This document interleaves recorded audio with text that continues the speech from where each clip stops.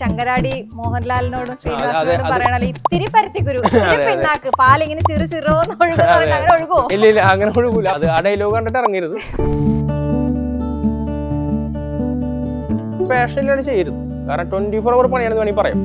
Profit മാത്രം കണക്കൂട്ടി വരരുത്. ഒരു വെറും ബിസിനസ് ആയിട്ട് മാത്രം നോക്കിയാൽ ചിലപ്പോൾ പറ്റിയെന്ന് വരില്ല. അതായത് നമ്മൾ ചാണകം കോരേണ്ടി വരും അല്ലെ? അല്ലാതെ നമുക്ക് മുതലാളി തമ്മിൽ നിൽക്കാൻ പറ്റില്ല. പറ്റും ഒരു സ്റ്റേജ് കഴിഞ്ഞാൽ. +2 ആയിരുന്നപ്പോ പശു എല്ലാം ഉണ്ട്. SLCക്കും ഉണ്ട്. SLCക്കൊക്കെ പണിക്കാരനെ ഏൽപ്പിച്ചിട്ട് എക്സാം എഴുതാൻ പോയത്. കാരണം അപ്പൊ അത് പഠിച്ചോണ്ടിരിക്കുമ്പോ പണി നടന്നോണ്ടിരിക്കുള്ളൂ. അപ്പൊ അവിടുത്തെ ട്യൂട്ടർ സാറും പറയും ഒന്നില്ലെങ്കിൽ നീ ഇവിടെ നോക്കാം, അല്ലെങ്കിൽ അവിടെ കാരണം അവിടെയും അത്ര ടഫായിരുന്നു പഠിക്കാൻ. ഫാമിലി സപ്പോർട്ട് ഇല്ലാണ്ട് നടക്കൂല. ആള് ഇവിടെ നിന്ന് വരുന്നതും 2 മണിക്കൊക്കെ, അത് കഴിഞ്ഞിട്ട് 1 മണിക്കൂറൊക്കെ റെസ്റ്റ്. ഇവിടെ മോർണിംഗ് 1 o'clock അവർ സ്റ്റാർട്ട് ചെയ്യും, ലേബർ സ്റ്റാർട്ട് ചെയ്യും. അത് ഞാനൊരു 3 o'clock ആകുമ്പോഴത്തേനും മിൽക്ക് റെഡി ആയിട്ടുണ്ടാവും. പെർ ഡേ 500 above ആയിട്ടുണ്ട്. അതിലൊരു 70% ലോക്കൽ സെയിൽ ഉണ്ട്, ബാക്കി ആകുമ്പോൾ മിൽമക്കാണ്.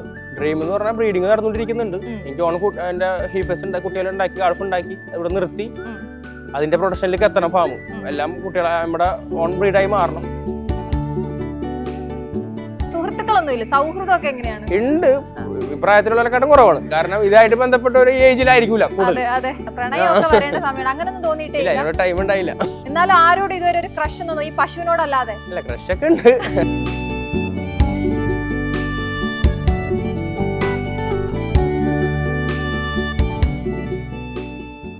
ഹലോ പ്രിയപ്പെട്ട പ്രേക്ഷകരെ, കൊടുങ്ങല്ലൂരിലാണുള്ളത്. ഒരു ചെറുപ്പക്കാരന്റെ കഥ പറയാൻ. നിഹാൽ, പശുക്കളെ ഏറെ ഇഷ്ടപ്പെട്ട നിഹാൽ. 7ാം ക്ലാസ്സിൽ പഠിക്കുമ്പോൾ നിഹാൽ വീട്ടുകാരോട് ആവശ്യപ്പെട്ടത് മൊബൈൽ ഫോണോ കമ്പ്യൂട്ടറോ ഒന്നുമല്ല, ഒരു പശുവിനെ വാങ്ങിത്തരണമെന്നാണ്. നിഹാലിന്റെ നിർബന്ധത്തിന് വഴങ്ങി അങ്ങനെ ഒരു പശുവിനെ വാങ്ങി. അവന്റെ ആ ക്രേസ് പോകുമ്പോൾ അതിനെ വിൽക്കാമെന്ന് അവർ വിചാരിച്ചു. പക്ഷേ നിഹാലിന്റെ ആ ക്രേസ് പോയില്ല എന്ന് മാത്രമല്ല, നിഹാലിന് പശുക്കളോടുള്ള ഇഷ്ടം കൂടി വരികയായിരുന്നു. അവനെ പല വഴിക്ക് തിരിച്ചുവിടാൻ, പഠിത്തത്തിലേക്ക് തിരിച്ചുവിടാനൊക്കെ അവന്റെ മാതാപിതാക്കളും സഹോദരിമാരും ഒക്കെ ശ്രമിച്ചു. പക്ഷെ ഒന്നും നടന്നില്ല. ഇപ്പോൾ നിഹാലിന് പ്രായം 23. ഇന്ന് ഒരു ഫാമിന്റെ ഉടമയാണ്. നിഹാലിനെയാണ് ഇന്ന് ഞാൻ നിങ്ങൾക്കായി പരിചയപ്പെടുന്നത്. നിഹാലിന്റെ ഫാമിന്റെ മുമ്പിലാണുള്ളത്. നമുക്ക് അങ്ങോട്ടേക്ക് പോകാം.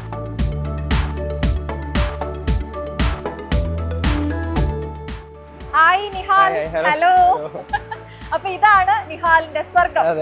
നിഹാൽ ഏറ്റവും ഇഷ്ടപ്പെടുന്ന ഭൂമിയിലെ ഇടം എന്ന് പറയാം. നിഹാലെ, ആദ്യത്തെ ചോദ്യം തന്നെ, എന്താ പശുക്കളോട് ഇത്ര ഇഷ്ടം? പ്രത്യേകിച്ച് ഒന്നുമില്ല, ചെറുപ്പം മുതൽ തോന്നി. ഓരോന്നോരോന്ന് ആടിലാണ് തുടങ്ങിയത്. മേടിച്ച് പിന്നെ അത് 5-6 എത്തിയപ്പോൾ ഡയറി ഫാമിലി അന്ന് തുടങ്ങി ഉണ്ടായി, ഡ്രീം ഉണ്ടായി. പിന്നെ പതുക്കെ ഇവിടെ എത്തി. അന്ന് ആടിനെയും പശുവിനൊക്കെ സത്യത്തിൽ വീട്ടിലില്ലായിരുന്നല്ലോ. നിഹാൽ തന്നെയാണ് ഒരെണ്ണത്തിനെ വേണമെന്ന് പറഞ്ഞ് വാങ്ങിച്ചത്. അപ്പൊ ആ ഒരു ഇഷ്ടം തോന്നി തുടങ്ങിയത് എവിടുന്നായിരുന്നു? എവിടുന്ന ഈ കണ്ടതൊക്കെ ഇത്? അതിങ്ങനെ നോർമലി പുറത്തൊക്കെ കാണുമ്പോൾ മേടിക്കണം തോന്നി. അപ്പൊ അങ്ങനെ വീട്ടിലൊന്നും അത്ര ഇഷ്ടമായിരുന്നില്ല ഇത് മേടിക്കാന്നുള്ളത്. പിന്നെ ഒറ്റയടിക്ക് പശു പറയുമ്പോ ശരിയാവില്ല, അതുകൊണ്ട് ചെറുത് തുടങ്ങി. കാരണം ഇതാകുമ്പോ കുറെ കമ്മിറ്റ്മെന്റ് ഉണ്ട്, തൊഴുത്ത് അതിനുള്ള മിൽക്കിങ് എല്ലാം നോക്കണമല്ലോ. അപ്പൊ അതിന് ഇപ്പൊ കുറച്ച് തുടങ്ങി ഇവിടെ എത്തി. ഒരു ആടിനെയാണ് വാങ്ങിച്ചത്. ആദ്യം ഒരു ആടുണ്ടായിരുന്നു. അത് കഴിഞ്ഞ് നമ്മൾ പശുവിനെ മേടിച്ചത് എത്രാമത്തെ വയസ്സിലായിരുന്നു? അതന്നെ ഒരു 2 കൊല്ലം, ഒരു 7th 8th പഠിക്കുമ്പോൾ, 7ാം ക്ലാസ്സിൽ പഠിക്കുമ്പോൾ. നമ്മളൊക്കെ സാധാരണ 7ാം ക്ലാസ്സിൽ പഠിക്കുമ്പോൾ ഫോൺ വേണം, ടി വി വേണം, കമ്പ്യൂട്ടർ വേണം എന്നൊക്കെ പറയുന്നിടത്ത് എനിക്കൊരു ആടിനെ വേണം, പശുവിനെ വേണം എന്ന് പറഞ്ഞു. അപ്പൊ അവർക്ക് അത് ഭയങ്കര കൗതുകമായിട്ട് തോന്നിയോ? അതോ അവര് വേണ്ട, നോ ആദ്യമേ പറഞ്ഞു? പിന്നെ പതുക്കെ കൺവിൻസ് ചെയ്തു. ചെറിയ കാര്യമല്ലല്ലോ ഒരു പശുവിനെ വളർത്തുക അല്ലെങ്കിൽ ഒരു ആടിനെ വളർത്തുക എന്ന് പറഞ്ഞാൽ കുറച്ച് ബുദ്ധിമുട്ടുള്ള പണിയാണ്. അതുകൊണ്ട് വേണ്ടാന്ന് പറഞ്ഞു. വീട്ടിൽ വന്നിട്ട് ആരായിരുന്നു ഒരു ശകലെങ്കിലും ഒരു സപ്പോർട്ട് ഉണ്ടായിരുന്നത്? ഉമ്മച്ചെന്നേലും സമ്മതിക്കൂല. പതുക്കെ മേടിച്ച് പിന്നെ കുറച്ച് തുടങ്ങി. അത് അവിടെ തന്നെ ഹ്യൂജ് ആയിട്ട് തുടങ്ങിയിരുന്നു. പിന്നെ അതൊരു ഡയറി ഫാമിലേക്ക് മാറണമെന്നുണ്ടായി. പക്ഷെ അതും ഇത്രയും വലിയ പറയുമ്പോ പണിയാണല്ലോ. ഇപ്പൊ കുഴപ്പമില്ലാണ്ട് പോകുന്നുണ്ട്. അപ്പൊ ഈ ചെറിയ കാര്യങ്ങൾ തുടങ്ങി എന്ന് പറയുമ്പോൾ നമ്മള് കുറെ കാര്യങ്ങളൊക്കെ ടെക്നിക്കലി പഠിക്കണം. അപ്പൊ അത് ചെയ്തേ പഠിച്ചിരുന്നത്. അല്ലാണ്ട് ഇപ്പൊ പറഞ്ഞാൽ നമുക്ക് എക്സ്പീരിയൻസ് തന്നെ വേണമല്ലോ. അത് കഴിഞ്ഞ് പിന്നെ വേറെ ഒരു ഫാം ഉണ്ടായിരുന്നു ഇതിനു മുമ്പ്. പക്ഷെ അതിലും കുറച്ച് വിഷയങ്ങളാണ് ഇപ്പൊ ഞാൻ ഇതില് കിട്ടാവുന്ന ഏറ്റവും ബെസ്റ്റ് ഡോക്ടറിനെ ഏൽപ്പിച്ചിട്ടുണ്ട് ഫാം കൺസൾട്ട് ചെയ്യാൻ. ഡോക്ടർ അബ്രഹാം മാത്യു സാർ ഉണ്ട്. അപ്പൊ ആള് വന്നേ പിന്നെ എനിക്ക് ഈ പറഞ്ഞ പോലെ ഒരുപാട് ബെനിഫിറ്റ്സ് ഉണ്ട്. പറഞ്ഞറിയിക്കാൻ പറ്റില്ല. അത്രയും കാരണം കഴിഞ്ഞ ഫാമിൽ അത്രയും വിഷയങ്ങൾ ഉണ്ടായിരുന്നു. ഇപ്പൊ ഇവിടെ അതൊക്കെ നമുക്ക് മെയിൻറ്റെയിൻ ചെയ്ത് പോകാൻ പറ്റുന്നുണ്ട്. സാർ നോക്കുന്നുണ്ട്. സാറിനായിട്ടുള്ള കൺസൾട്ടിങ് എപ്പോഴും ഉണ്ടാവും. എന്തെങ്കിലും ഉണ്ടെങ്കിൽ ഞാൻ ഫസ്റ്റ് സാറിനെ വിളിച്ചിട്ട് ഒരു മെഡിസിൻ യൂസ് ചെയ്യാനോ അല്ലെങ്കിൽ എന്തെങ്കിലും ഡൗട്ടിനൊക്കെ സാറിനെ വിളിച്ചിട്ട് ചെയ്യുന്നത്. അതുകൊണ്ട് വലിയ കുഴപ്പമില്ലാണ്ട് പോകുന്നുണ്ട്. നമ്മൾ എത്ര പശുക്കളിൽ എത്തി നിൽക്കുന്നുണ്ട്? ഇവിടെ 30 ഉണ്ട്. ഏതിനാണ്? ഒക്കെ HF തന്നെ. ഓസ്ട്രേലിയൻ ഫിഷൻ തന്നെയാണ് എല്ലാം. ഉള്ളത്. ഓക്കെ. അപ്പം പശുക്കളോടുള്ള ഇഷ്ടം തുടങ്ങി, ഫാം തുടങ്ങി. ഇപ്പൊ ആ സ്വപ്നം തീർന്നിട്ടില്ല, ഇനി വിപുലീകരിക്കണം. ഉണ്ട്. ഇനി ഒരു ഡയറി പ്ലാന്റ് ആവണമെന്നുണ്ട്. അതേപോലെ ബ്രീഡിങ് നടന്നുകൊണ്ടിരിക്കുന്നുള്ളൂ. ഇമ്പോർട്ടഡ് സമയം യൂസ് ചെയ്യുന്നുണ്ട് വെൽവെറ്റിന്റെ ഒക്കെ. പക്ഷെ അതൊന്നും പെട്ടെന്ന് നമുക്ക് ഉണ്ടാക്കാൻ പറ്റുന്ന കാര്യം ലോങ് ടൈം പ്രോസസ് ആണ്. അത് പതുക്കെ ഒരു 5 to 6 years എടുക്കും ഉദ്ദേശിക്കുന്ന രീതിയിൽ എത്താൻ. അപ്പൊ അത് അത്ര ടൈം വെയിറ്റ് ചെയ്യണം. പശുക്കളൊക്കെ നമ്മൾ എവിടെ നിന്നാണ് വാങ്ങുന്നത്? ഇത് ബാംഗ്ലൂർ, കൃഷ്ണഗിരി, സേലം എല്ലായിടത്തും പർച്ചേസ് ചെയ്യാറുണ്ട്. പാരന്റ് സ്റ്റോക്ക് നമുക്ക് കിട്ടാതെ വേറെ വഴിയില്ല. പിന്നെ അതിൽ തന്നെ നമ്മൾ ഹീഫേഴ്സ് ഒരു 8 months 12 months ഏജുള്ള കൊണ്ടുവന്നിട്ടുണ്ട്. അതിലാണ് നമ്മൾ ഈ സെക്സ് ഓട്ടഡ് സമയം യൂസ് ചെയ്യുന്നത്. മറ്റേ അത്ര സക്സസ് ആവൂല. അതിൽ നമ്മൾ സാധാ കാലി ബോർഡിന്റെ സമയം യൂസ് ചെയ്യുന്നുണ്ട്. പാല് ഇപ്പൊ നമുക്ക് എത്ര പാല് പുറത്തു കൊടുക്കാനും? ഇപ്പൊ പെർ ഡേ 500 above ആയിട്ടുണ്ട്. അതിലൊരു 70% ലോക്കൽ സെയിൽ ഉണ്ട്. ബാക്കി മിൽമക്കാണ്. ഇപ്പൊ വില കൂട്ടാൻ പോവാണ്. പക്ഷെ നമുക്ക് സാധാരണ പറയണ പോലെ നമുക്ക് 50 മുകളിൽ കിട്ടുന്നുണ്ട് റേറ്റ്. സാറിന്റെ ഫീഡിങ് കൊണ്ടായിരിക്കാം ശരിക്കും കിട്ടുന്നുണ്ട്, റേറ്റ് കിട്ടുന്നുണ്ട്. ഫാറ്റും ഉണ്ട്. കാരണം ഹൈബ്രിഡ് പശുക്കൾ വരുമ്പോൾ ശരിക്കും പറഞ്ഞാൽ പാല് ചിലപ്പോൾ ഇത്തിരി ലൂസായിരിക്കാം. പക്ഷെ ഇത് നമ്മുടെ ഫീഡിങ് കൊണ്ട് ബെറ്റർ ആണ് പാല്. വലിയ കുഴപ്പമൊന്നുമില്ല. ഓക്കെ. എപ്പോഴാ അപ്പം ഒരു ദിവസം നിഹാലിന്റെ ഒരു ദിവസം എങ്ങനെയായിരിക്കും? ആൾക്കാർക്ക് അറിയാൻ ആഗ്രഹം ഉണ്ടായിരിക്കും. കാരണം വേറെ ഒന്നുമല്ല, ഈ പ്രായവും ഈ ഒരു ചെയ്യുന്ന പണിയും തമ്മിൽ ഭയങ്കര നമുക്ക് കേൾക്കുമ്പോൾ ഒരു കൗതുകമുണ്ട്. ഒരുപാട് എക്സ്പീരിയൻസ് ഉള്ള ഒരാൾ ചെയ്യുന്നത് പോലെ, അല്ലെങ്കിൽ കുറച്ച് പ്രായമായൊരു ചിന്തിക്കുന്നത് പോലെ നേരത്തെ ചിന്തിച്ച ആളാണ്. എങ്ങനെ ഒരു ദിവസം ഒന്ന് പറഞ്ഞേ? ഇവിടെ മോർണിംഗ് 1 o'clock അവർ സ്റ്റാർട്ട് ചെയ്യും.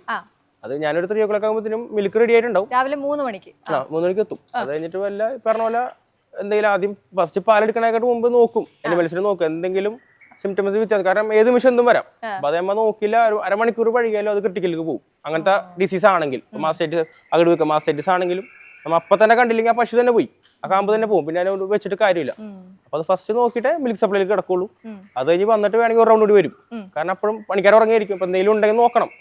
അത് നോക്കി പോയിട്ട് പിന്നെ റെസ്റ്റ് എടുക്കും. ഒരു 8 മണി 9 മണിയൊക്കെ എല്ലാം കഴിയും. അത് കഴിഞ്ഞാൽ പിന്നെ ഇതേപോലെ തന്നെ 11 o'clock ആകുമ്പോൾ സ്റ്റാർട്ട് ചെയ്യും. അതൊരു ഈവനിങ് 3 o'clock ആകുമ്പോൾ കഴിയും. പിന്നെ ഈ പറഞ്ഞ പോലെ ഫീഡിങ് 24 hour ആയതുകൊണ്ട് ഇടയ്ക്കിടെ വരും. കാരണം അവരെ മാത്രം ഡിപ്പെൻഡ് ചെയ്തിട്ട് കാര്യമില്ല. അപ്പൊ നമ്മൾ വന്ന് നോക്കും എന്തെങ്കിലും. മൊത്തത്തിൽ പറഞ്ഞാൽ ഇവിടെ തന്നെ വീട്ടിലേക്ക് പോകുന്നത് കുറവാണ്. വീട് അടുത്ത് തന്നെയാണ് പോവും. അത് മാത്രല്ല, ഇവിടെ എന്തെങ്കിലുമൊക്കെ സംഭവിച്ചാൽ വീട്ടിൽ അറിയാൻ വേണ്ടി അലാം വരെ സെറ്റ് ചെയ്തിട്ടുണ്ട്. CCTV ഉണ്ട്. അത് ഒരേ മോഷനും ഡിറ്റക്ട് ചെയ്യാൻ ഫോണിൽ മെസ്സേജ് വരും. അത് എന്തെങ്കിലും എമർജൻസി മോഷൻ ആണെങ്കിൽ നമുക്ക് അറിയാം, ഒരുപാട് അടിക്കും. അപ്പൊ നമുക്ക് മനസ്സിലാവും. ചെറിയ അനക്കത്തിനൊക്കെ നമുക്ക് ഓരോ മെസ്സേജ് വരുള്ളൂ. ഡെലിവറി നടക്കേ അപ്പൊ പശുക്കൾ ഒരുപാട് ആക്റ്റീവ് ആവും. ആക്റ്റീവ് ആകുമ്പോ ക്യാമറ സെൻസ് ചെയ്യും. അപ്പൊ നമുക്ക് അറിയാൻ പറ്റും. അങ്ങനെ ഓടി വരാറുണ്ട്. വരും. അപ്പൊ തന്നെ വരും. സുഹൃത്തുക്കളൊന്നും ഇല്ല? സൗഹൃദമൊക്കെ എങ്ങനെയാണ്? ഉണ്ട്. ഇപ്രായത്തിലുള്ളതിനെക്കാട്ടും കുറവാണ്. കാരണം ഇതായിട്ട് ബന്ധപ്പെട്ട ഒരു ഏജിലായിരിക്കൂല കൂടുതൽ. അപ്പൊ കുറവാണ്. ആ മേഖല വേറെയാണല്ലോ. അതുകൊണ്ട് ഇത് ഇഷ്ടപ്പെടുന്നവർ അങ്ങനെ ഒരുപാട് പേര് ഇങ്ങനെ കാണില്ലല്ലോ. അതെ. അപ്പൊ ഫിറ്റ്നസ് അത് ഒരു വശത്ത്, മറുവശത്ത് പശു. എങ്ങനെയാണ് രണ്ടിത് വന്നത്? അത് ഫസ്റ്റില് ഒരു 18 വയസ്സൊക്കെ ഉള്ളപ്പോ ഇത്ര ഓവർ വെയിറ്റ് ഉണ്ടായിരുന്നു. അപ്പൊ അത് കുറക്കാൻ വേണ്ടി ജിമ്മിൽ പോയി തുടങ്ങിയത്. പിന്നെ അതൊരു അഡീഷൻ ആയി. പിന്നെ കോമ്പറ്റീഷൻ ചെയ്തു. 24 മിസ്റ്റർ കേരളയായിരുന്നു. അപ്പൊ അത് കഴിഞ്ഞു. പിന്നെ എനിക്ക് അതിനെ കുറിച്ച് കൂടുതൽ പഠിക്കണം തോന്നി. കാരണം ചെയ്തപ്പോ ബോഡിക്ക് കുറെ ബുദ്ധിമുട്ടുകളൊക്കെ ഉണ്ട്. അപ്പൊ അത് എന്താണ് തെറ്റെന്നുള്ളത് മനസ്സിലാക്കാൻ വേണ്ടി അതിന്റെ ഡിപ്ലോമ കഴിഞ്ഞു. ഇപ്പൊ പേഴ്സണൽ ഫിറ്റ്നസ് ട്രെയിനർ ആണ്. പക്ഷെ ആ ജോബിന് പോയാലും ഇത് രണ്ടും കൂടി നടക്കൂല. കാരണം ഒരു ക്ലയന്റിനെ നോക്കണേക്കാളും കൂടുതൽ പാടാണ് പശുവിനെ നോക്കാന്നുള്ളത്. അപ്പൊ അതിന് ആ ജിമ്മിൽ അങ്ങനെ ഒരു അഡിഷൻ വന്നു. ഇപ്പൊ ഇത് തുടങ്ങിയ പിന്നെ വളരെ കുറവാണ്. കാരണം വീക്കിലി 2-3 പോയാൽ പറ്റി.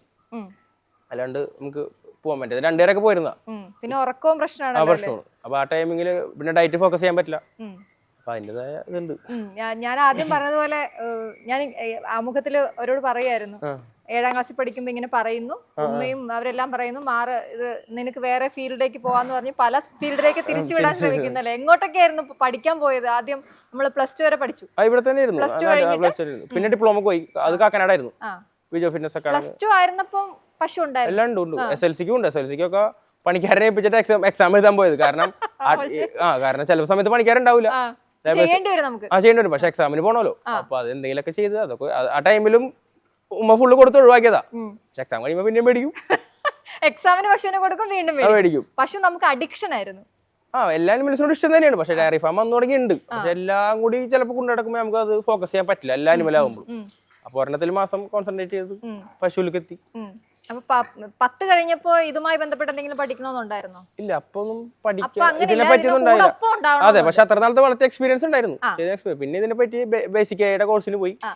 അപ്പൊ കാരണം അത്രയും വിസിറ്റേഴ്സിന്റെ നമുക്ക് അലോഡ് ചെയ്യണമെന്ന് വെച്ചാൽ ഞാൻ തന്നെ ചെയ്യും. അപ്പോ അങ്ങനെ ശരി.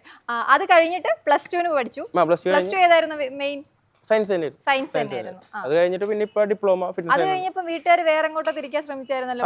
വെറ്റിനറിക്ക് പോവാന്നുള്ളത് ഉണ്ടായിരുന്നു. ഞാൻ അത്രയും ലോങ് ടൈം ആയിട്ട് ഞാൻ പിന്നെ ഇതില് ഈ ലോങ് ടൈം എന്ന് പറയുന്നത് ഇവരുടെ അടുത്ത് മാറിയിരിക്കണം, അല്ലാതെ പഠിക്കണം ബുദ്ധിമുട്ടെന്ന് വിചാരിച്ചിട്ടല്ല, പക്ഷെ ഇവരുടെ അടുത്ത് മാറിയിരിക്കണം. അങ്ങനെ നമ്മൾ ചെയ്ത ഡിപ്ലോമ എന്തായിരുന്നു? Fitness science. എവിടെയാണ്? കാക്കനാട്. അതിനുശേഷം പിന്നെ അപ്പൊ അത് പഠിച്ചോണ്ടിരിക്കുമ്പോ ഇതിന്റെ പണി നടന്നോണ്ടിരിക്കുള്ളൂ. അപ്പൊ അവിടുത്തെ ട്യൂട്ടർ സാറും പറയും ഒന്നില്ലെങ്കിൽ നീ ഇവിടെ നോക്കാം, അല്ലെങ്കിൽ അവിടെ നോക്കാം. കാരണം അവിടെയും അത്രയും ടഫായിരുന്നു പഠിക്കാൻ. അപ്പൊ ഇതിന്റെ ഇടയിൽ പണി നടക്കുമ്പോൾ നമ്മളെ എഞ്ചിനീയർമാർ വിളിക്കും, കാരണം അവർ ഇഷ്ടത്തിന് പഠിത്തം ഞാൻ സമ്മതിക്കില്ല. അപ്പൊ എന്നാലും എന്റെ ഇടയിൽ കൂടെ കഴിഞ്ഞു. പഠിത്തം കഴിഞ്ഞപ്പോ ഇത് ഏകദേശം അപ്പൊ ക്ലൈമറ്റ് ഒക്കെ ആയിരുന്നില്ല, കാരണം ഒരു ഡിസംബറോട് കൂടി ഞങ്ങൾ കൊണ്ടുവരാൻ പറ്റുള്ളൂ. അപ്പൊ ഇപ്പൊ സ്റ്റാർട്ട് ചെയ്ത് ഇവിടെ വരെ എത്തി, 1 ഇയർ കഴിഞ്ഞു. എങ്ങനെ പോകുന്നു ഈ ചൂട് കാലാവസ്ഥ? ഭയങ്കര പ്രശ്നം. കാലാവസ്ഥ ഇപ്പൊ ഈ പറഞ്ഞില്ലേ, ജാതിയും ഇത് നെറ്റ്വർക്ക് ഒക്കെ ഉള്ളതുകൊണ്ടും മുകളിൽ സ്പ്രിംഗ്ലർ ഉണ്ട്, 24 മണിക്കൂർ ഫാൻ. ഈ ഫാമിനെ കുറിച്ച് പറയുകയാണെങ്കിൽ ഫാം എത്ര ഏക്കറിലാണ് ഉള്ളത്? ഇത് 6 ഏക്കർ. 6 ഏക്കറിലാണ്. അപ്പൊ നമ്മളിപ്പോ ചെറിയ രീതിയിലാണ് സ്റ്റാർട്ട് ചെയ്തിരിക്കുന്നത്. പക്ഷെ അതിൽ മാക്സിമം സാങ്കേതിക വിദ്യ ഉപയോഗിച്ചിട്ടുണ്ട്. സെമി ഹൈടെക് ആണ്, അല്ലെങ്കിൽ മൊത്തം ലൂസ് ഹൗസ് ചെയ്താനെ. എന്തൊക്കെയാ ഉള്ളത് ഒന്ന് പറയാമോ? ഇവിടെ പശുക്കൾക്ക് നമ്മൾ വരുമ്പോൾ കാണാം, പക്ഷെ ചൂടില്ല. അത് മുകളിൽ സ്പ്രിംഗ്ലർസ് ഉണ്ട്. ഒരു വെയിൽ ഉദിക്കുമ്പോ തുടങ്ങി വൈകുന്നേരം വരെ വെള്ളം വീണ്ടിരിക്കും. പിന്നെ ഡയറി ഫാൻ ഉണ്ട്. മിസ്റ്റ് അത്ര നല്ലതല്ല, അതുകൊണ്ട് മുകളിൽ വെച്ചേക്കുന്നത്. അതായത് ഉള്ളിൽ വെള്ളം വീഴുന്ന പരിപാടി അത്ര നല്ലതല്ല. പിന്നെ ഈ പറഞ്ഞ ഫുൾ ഓപ്പൺ ആണ്. പിന്നെ ഏകദേശം 34 ഫീറ്റ് ഹൈറ്റ് ഉണ്ട്, 34 അടിയോളം ഹൈറ്റ് ഉണ്ട്. പിന്നെ ജാതിയും തണലുള്ളതുകൊണ്ട് അതിന്റെ സെന്ററിലാണ് ഇത് പണിതേക്കുന്നത്. അപ്പൊ അത്ര വലിയ ചൂട് എനിക്ക് ബാധിക്കാറില്ല. ഇപ്പൊ ഭയങ്കര ചൂടായപ്പോ 10% കുറവുണ്ടായതല്ലാതെ മിൽക്കിലൊക്കെ അല്ലാണ്ട് വലിയ വിഷയങ്ങൾ പശുക്കൾക്കില്ല. ഈ ഫാനൊക്കെ ഫുൾ ടൈം ഇടും. കറണ്ട് പോയാലും ഐറ്റങ്ങൾക്ക് സ്ട്രെസ് ഉണ്ടെങ്കിൽ ജനറേറ്റർ ഓൺ ആക്കി ഇടും. കാരണം അല്ലെങ്കിൽ കറണ്ട് വരുമ്പോൾ എന്തെങ്കിലും ബുദ്ധിമുട്ട് വരും. അണപ്പ് എന്തെങ്കിലുമൊക്കെ കാണിക്കുകയാണെങ്കിൽ. അതല്ല മഴ ഇങ്ങനത്തെ ക്ലൈമറ്റ് ഒക്കെ ആണെങ്കിൽ കുഴപ്പമില്ല.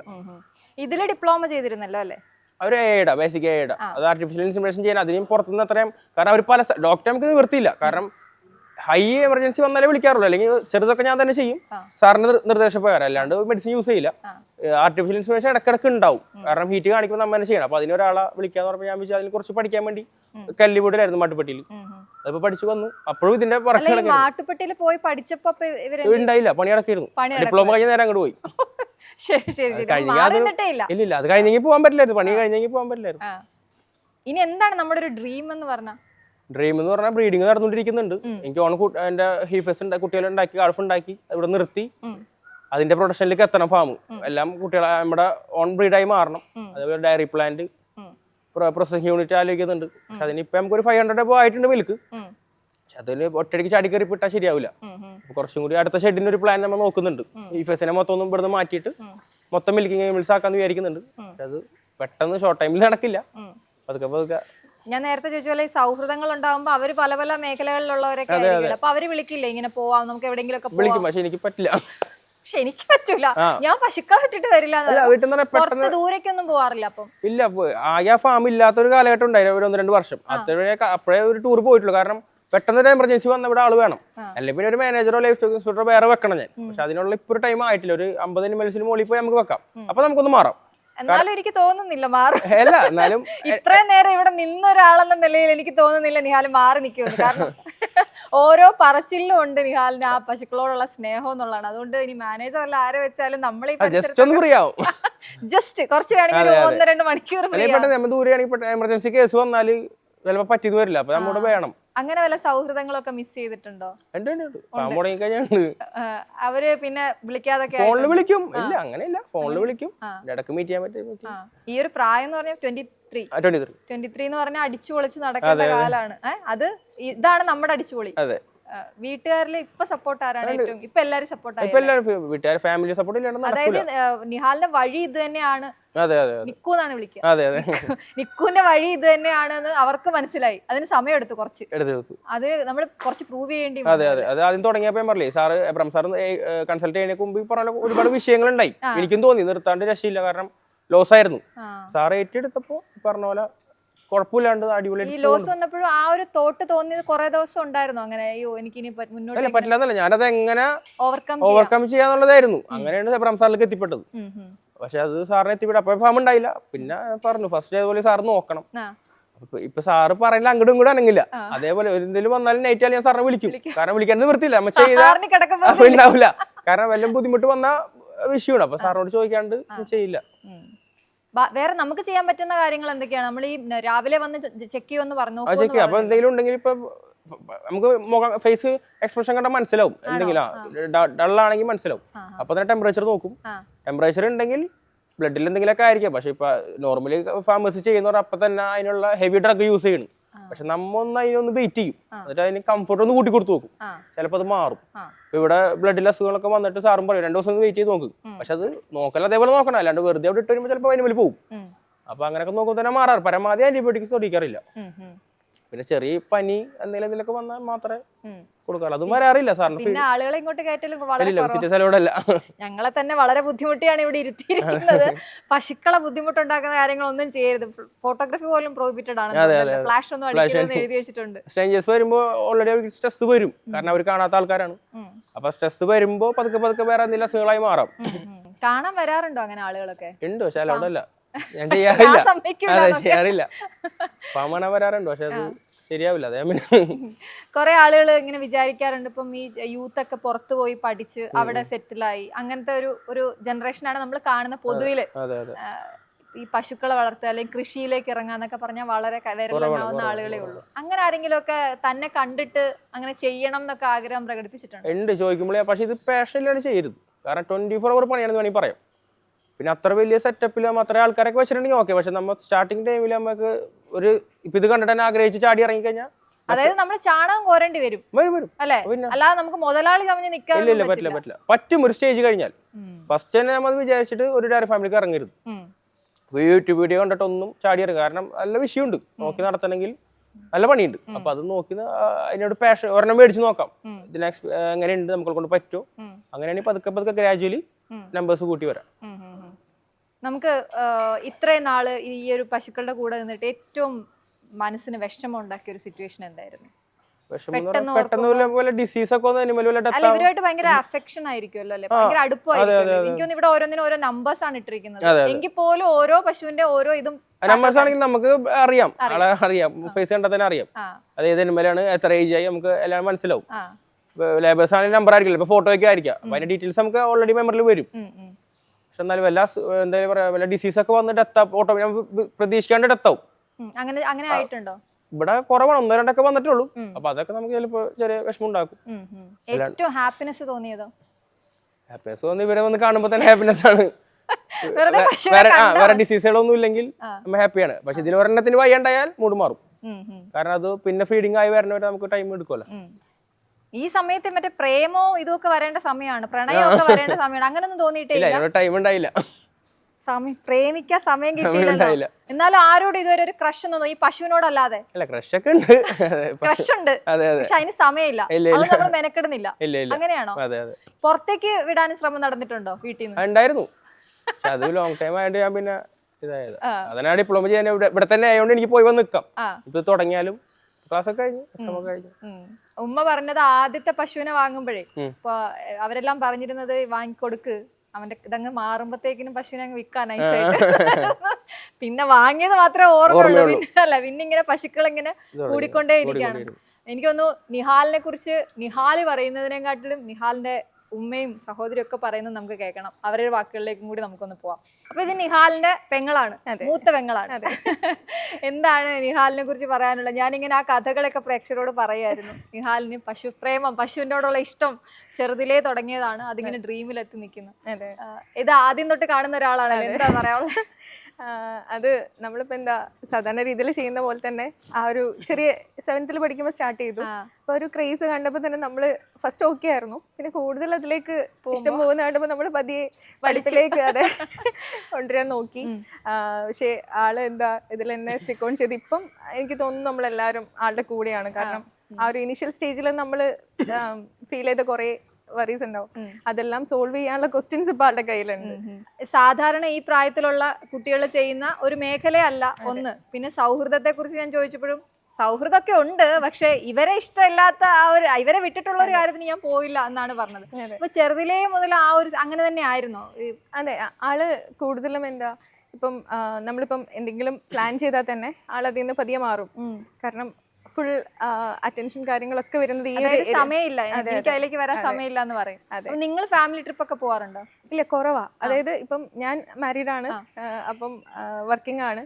അപ്പം ഒരുമിച്ചുള്ള ട്രിപ്പുകൾ കുറവാ. കാരണം എന്തെങ്കിലും ഇപ്പം ഇതിനിടയ്ക്ക് കുറച്ച് നാള് നമ്മളൊരു ബ്രേക്ക് എടുത്തിട്ടുണ്ടായിരുന്നു. ആ സമയത്തൊക്കെ പോയായിരുന്നു, ഫാമിലി ട്രിപ്സ് ഒക്കെ ഉണ്ടായിരുന്നു. ഇപ്പൊ ഇടയ്ക്ക് പറയും ഒരു കുറച്ച് സമയം കൂടെ ഒന്ന് വെയിറ്റ് ചെയ്യും, സ്റ്റേബിൾ ആയി കഴിഞ്ഞാൽ നമുക്ക് പോവാന്ന് പറയും. അതാ ഞാൻ ചോദിച്ചോണ്ടിരിക്കുന്നത്. അപ്പൊ എന്നോട് ഒരു മാനേജർക്ക് ആയി കഴിഞ്ഞാൽ നമുക്ക് മാറിയിക്കാം, അതൊരു 1-2 മണിക്കൂറിനൊക്കെ.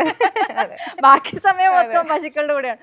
എനിക്ക് ഏറ്റവും തമാശയായിട്ട് തോന്നിയ ഒരു കാര്യം കൂടി ഞാൻ ഷെയർ ചെയ്തിട്ട്, ഇവിടെ വന്ന് നമ്മൾ ഇരിക്കുമ്പോ പേരെന്തായിരുന്നു? ഷാഹിദ ഇങ്ങനെ നടന്നു പോവാണ്. അപ്പം വീഴരുത്, നോക്കി നടക്കണം, വീഴരുത്. അതിന്റെ പുറയിൽ പറയണം പശുക്കൾ പേടിക്കുന്നു. അതായത് വീണ് അവിടെ എല്ലൊടിഞ്ഞാലൊന്നും പ്രശ്നമല്ല, എന്റെ പശുക്കളെ പേടിപ്പിക്കരുതെന്ന്. ആ ഒരു ആറ്റിറ്റ്യൂഡ് കാണുമ്പോഴേ നമുക്ക് ഭയങ്കര സ്നേഹമാണ് പശുക്കളോട്. അപ്പൊ അത്രയും ചെറുതിലെ തന്നെ അതിങ്ങനെ വന്നിട്ട് നിങ്ങൾ കുറെ പിന്തിരിപ്പിക്കാൻ നോക്കുന്നു, അതൊന്നും പറ്റുന്നില്ല. നമ്മള് നീറ്റിലേക്കൊക്കെ ഫോക്കസ് ചെയ്യാൻ നോക്കി, വെറ്റിനറി ഏരിയ, കാരണം ഇതാണല്ലോ ക്രേസ്. പക്ഷെ അതിലൊന്നും ആള് എന്താ, അതായത് ഇവിടുന്ന് മാറി നിൽക്കാൻ തീരെ ഓക്കെ അല്ല. അപ്പം ഈ പഠിക്കാൻ പോകുമ്പോ ഏതൊരു പശുവിനെ അധ്യാപിക ഏൽപ്പിച്ചിട്ടേ പോകുള്ളൂ. അതെന്തായിരുന്നു ആ കഥ? അതായത് ഉപ്പ പുറത്തായിരുന്നു.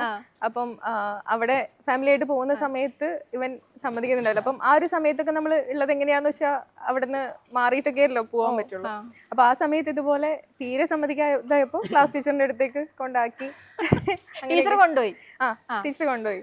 അതായത് സ്കൂൾസ് ഒന്നും ഭയങ്കര സപ്പോർട്ട് ആയിരുന്നു. കാരണം അപ്പം 10th പഠിക്കുന്ന സമയത്ത് അവിടുന്ന് പ്രിൻസിപ്പളും ടീച്ചേഴ്സൊക്കെ കാണാൻ വരിക, വീട്ടിലേക്ക് വരിക, ആ ഒരു ഇതായിരുന്നു. പക്ഷെ നമുക്ക് ഈ പറഞ്ഞ പോലെ ഒത്തിരി ടെൻഷൻ ഉണ്ടായിരുന്നു. കാരണം ഇപ്പം ഞാൻ കറന്റ് IT വർക്ക് ചെയ്യുന്നത്. അപ്പം നമുക്കും അങ്ങനെ ഒരു ഡ്രീം ഉണ്ടാവുമല്ലോ, ആ ഒരു ഏരിയയിലേക്ക് മാറുക എന്നുള്ളത്. അപ്പം അവന്റെ ഫോക്കസ് ഇതായതുകൊണ്ട് പിന്നെ നമ്മള് കൂടെ. നിങ്ങൾ എത്ര മക്കളാ? ഞങ്ങൾ 3 പേര്. ഇനി ഒരാള് സിസ്റ്റർ ആണുള്ളത് എന്റെ താഴെ. ആളിപ്പം എറണാകുളമാണ്. നിങ്ങൾക്ക് രണ്ടുപേർക്ക് പശുക്കളോടുള്ള ഇഷ്ടം എങ്ങനെയാ? ഇല്ല, നമ്മള് എനിക്ക് പേടിയാണ് നമ്മള് തീരെ. ഞാൻ അതാ പറഞ്ഞ, ഞാൻ നമ്മള് ഇടയ്ക്ക് അവന്റെ കൂടെ വിസിറ്റ് ചെയ്യുന്നല്ലാതെ അങ്ങനെ ഒരു ക്രേസ് നമുക്കില്ല ആക്ച്വലി. നിക്കുന്റെ ഉമ്മ അല്ല, ഇതെല്ലാം ആദ്യം തൊട്ടേ കണ്ടോണ്ടിരിക്കുന്ന ആളാണ്. അപ്പൊ ഇത് ഈ ഇതിലേക്ക് മുഴുവനായിട്ട് പോയി കഴിഞ്ഞപ്പോഴും എതിർപ്പായിരുന്നോ വീട്ടില്? പഠിക്കേണ്ട പ്രായല്ലേ, അതൊക്കെ പിന്നീട്. പിന്നെ നാട്ടിലെ ആളില്ലല്ല, വാപ്പില്ലല്ല, അതൊരു ബുദ്ധിമുട്ടുണ്ട്. ഞാനീ മോനുള്ളൂ, പിന്നെ എന്റെ ഉമ്മയായിരുന്നു കൂടെ. ഇപ്പൊ എഴുന്നേറ്റ് വരുന്ന കാര്യമൊക്കെ പറഞ്ഞായിരുന്നല്ലോ, ഈ അവിടെ രാവിലെ ഈ അലാമൊക്കെ കേൾക്കുമ്പോഴത്തേക്കിനും ഉമ്മിച്ച് അറിയത്തില്ല, വിളിച്ച് ശല്യമൊന്നും ചെയ്യില്ല, ഇങ്ങ് നേരെ എഴുന്നേറ്റ് എന്നെ വിളിക്കൂല, നേരെ പോരും. വരുമ്പോഴൊക്കെയാണ് അറിയണത്. ആള് ഇവിടുന്ന് വരുന്നതും 2 മണിക്കൊക്കെയാണ്. അത് കഴിഞ്ഞിട്ട് 1 മണിക്കൂറൊക്കെയാണ് റെസ്റ്റ് എടുക്കുന്നത്. 3 മണിക്കൊക്കെ ആള് വീണ്ടും പോരും. ചില ദിവസമൊക്കെ പാലൊക്കെ ഇട്ട് വന്ന് വാപ്പയും മോനും കൂടെ സംസാരിക്കണൊക്കെ ഞാൻ അറിയണത്. മിക്ക ദിവസം ഇപ്പൊ ഇവന് രാത്രി മിക്ക ദിവസം ഈ പശുക്കളി ഇങ്ങനെ ആയിരുന്നു ഇവിടെ വന്ന് ഒരുപാട് നേരം നിന്നിട്ടല്ലേ വരണത്. അപ്പൊ ഉറക്കത്തിന് ബുദ്ധിമുട്ടാണല്ലോ. വാപ്പിച്ച വിളിക്കണ്ട, ഞാൻ പോവാന്ന് പറഞ്ഞ് ഇപ്പൊ ഒരു മാസങ്ങളായിട്ട് വാപ്പിച്ചാണ് വെളുപ്പിന് വരുന്നത്. പക്ഷെ ഇവൻ ഈ ഫാമിൽ നിന്ന് വരുന്നത് 1 മണി 1:30 വീട്ടിലെത്തുന്നത്. പിന്നെ അതിനിടെ നമ്മ അറിയൂല, ഇവിടെ എന്തെങ്കിലും പ്രസവം കാര്യങ്ങളൊക്കെ വരുമ്പോ ആള് വിളിക്കും. അപ്പൊ മോൻ പോരും. നമ്മളിതൊന്നും അറിയണില്ല. ഇപ്പൊ ഉമ്മ ഹാപ്പിയാണോ ഇപ്പൊ? കുഴപ്പമില്ല. ശരി, അവന്റെ ഇഷ്ടല്ലേ, നടക്കട്ടെ. നമ്മുടെ മേഖലയെ കാലാവസ്ഥ ഭയങ്കരമായിട്ട് ബാധിക്കുന്ന സമയം കൂടിയാണ്. നമ്മൾ പ്രതീക്ഷിക്കാത്ത പോലെ വേനല് ചൂട് കയറി. അപ്പൊ എന്തൊക്കെയാ ഇപ്പൊ ശ്രദ്ധിച്ചോണ്ടിരുന്നത്? നമ്മൾ സാധാരണ ചെയ്യുന്നതിൽ അപ്പുറത്തേക്ക് പശുക്കൾക്ക് ഒരു ടൈമും കൂടി 2 times ആയിരുന്നു കുളിപ്പിച്ചിരുന്നത്. ഇപ്പൊ അത് 3 times ആക്കി, കാരണം പശുക്കൾ നിൽക്കുന്നില്ല. അപ്പൊ അതേപോലെ പിന്നെ സ്പ്രിംഗ്ലർ ഉണ്ട് മുകളിൽ. പിന്നെ ജാതി ഉള്ളതുകൊണ്ട് അത്ര വിഷയം വരുന്നില്ല. തോട്ടത്തിന്റെ ഉള്ളിലാണ് വെച്ചേക്കുന്നത് ഫാം. അത്രതായിട്ട് അഫക്ട് ചെയ്യാറില്ല. പിന്നെ ഫീഡിങ് ഈ പറഞ്ഞ പോലെ അധികം ഹ്യൂമിഡിറ്റി ഉള്ള ടൈമിൽ കോൺസെൻട്രേറ്റ് കൊടുക്കാണ്ടിരിക്കുക. അപ്പൊ ഇവിടെ TMR കൊടുക്കണമെങ്കിലും ഇവിടെ 24 hour ആ ടൈമിൽ പശു തിന്നില്ല. പക്ഷെ 2 നേരം കൊടുക്കുന്ന ഫാമിൽ അവര് നിർബന്ധിതമായിട്ട് തിന്നുപോകും, കാരണം വിശന്നിരിക്കുന്നു. നമ്മുടെ 24 മണിക്കൂർ കാരണം അവർക്ക് ആ ടൈമിൽ ചൂടുള്ളവർ തിന്നില്ല, എപ്പോഴും അവർക്ക് തിന്നാനും പറ്റും. അപ്പൊ ആ ടൈമിൽ ഫീഡ് എടുക്കാത്തതുകൊണ്ട് വലിയ ഹ്യൂമിഡിറ്റി പശുക്കൾ സ്ട്രെസ് കാണിക്കാറില്ല. ഇപ്പൊ ഇവിടെ നോക്കി തന്നെ ഒന്നും അണക്കല്ല, പിടിക്കലൊന്നും ഇല്ല. ഈ പറഞ്ഞ പോലെ സ്പ്രിംഗ്ലർ വെക്കാം, അതുപോലെ ഡയറി ഫാൻ, പിന്നെ വാഷ് ചെയ്തോണ്ടിരിക്കുക. ഒരു പശുവൊക്കെ ഉള്ളവരെ പുറത്തിറക്കി കെട്ടാതിരിക്കുന്ന, വെയിലത്തുകൊണ്ട് കെട്ടാതിരിക്കുക, പറമ്പിൽ കൊണ്ട് കെട്ടാണ്ടിരിക്കുക. പ്രത്യേകിച്ച് ഹൈബ്രിഡ് ആണെങ്കിൽ അത് വിഷയമാണ്. നമ്മൾ ഈ ഫാം വിസിറ്റിന് വല്ലതൊക്കെ പോയിട്ടുണ്ടോ? എവിടെയെങ്കിലും ഒക്കെ പോയത് അങ്ങനത്തെ അനുഭവങ്ങൾ? ഞാനും കുറവാണ് പോയിട്ടുള്ളത്. ആകെ മാട്ടുപെട്ടി പോയിട്ടുണ്ട്, അവിടെ കല്ലിപ്പോയിന്റെ ഫാം വിസിറ്റ് ചെയ്തിട്ടുണ്ട്. കുറെ അവിടെ 1 മാസത്തോളം ഉണ്ടായി. പിന്നെ അല്ലാതെ ഞാൻ അങ്ങനെ പോയിട്ടൊന്നുമില്ല. ജസ്റ്റ് വീഡിയോസ് കാണും, അല്ലാണ്ട് വളരെ കുറവാണ്. ഇതിൽ സക്സസ് ആയ ഒരാളെന്ന നിലയിൽ ഇതിലേക്ക് വരാൻ ആഗ്രഹിക്കുന്ന, ഞാൻ നേരത്തെ ചോദിച്ച പോലെയുള്ള യങ്സ്റ്റേഴ്സ് ആണെങ്കിലും അല്ലാത്തവരാണെങ്കിലും കണ്ടിട്ട് ഇത് എളുപ്പപണിയാണ്, കൊള്ളാം എന്ന് പറഞ്ഞ് ഇതിലേക്കൊക്കെ ചാടാൻ നിൽക്കുന്നവരുണ്ടാവും, അല്ലെങ്കിൽ പ്രോഫിറ്റ് ഉണ്ടാകും എന്ന് വിചാരിച്ച് അവരോടൊക്കെ എന്താ പറയാനുള്ളത്? പ്രോഫിറ്റ് മാത്രം കണക്കൂട്ടി വരരുത്. ഒരു വെറും ബിസിനസ് ആയിട്ട് മാത്രം നോക്കിയാൽ ചിലപ്പോൾ പറ്റിയെന്ന് വരില്ല. അതേപോലെ ഓരോന്ന് മേടിച്ച് നോക്കാം. ഓരോ എരുമൽ മേടിച്ചിട്ട് അതിൽ പറ്റുന്നുണ്ടോ, അതിനെനിക്ക് ലേബേഴ്സ് ഇല്ലാണ്ട് മെയിൻറ്റെയിൻ ചെയ്യാൻ പറ്റുന്നുണ്ടെങ്കിൽ മാത്രം എണ്ണം പതുക്കെ കൂട്ടാം. ഗ്രാജുവലി കൂട്ടായിരിക്കും പറ്റും. കാരണം ഒന്നും അറിയാത്ത ഒരാൾക്ക് നടത്തിയിരുന്ന എക്സ്പീരിയൻസ് ഉണ്ടെങ്കിൽ ഓക്കെ, ഹ്യൂജ് ആയിട്ട് തുടങ്ങിയാലും വലിയ വിഷയങ്ങളൊന്നുമില്ല.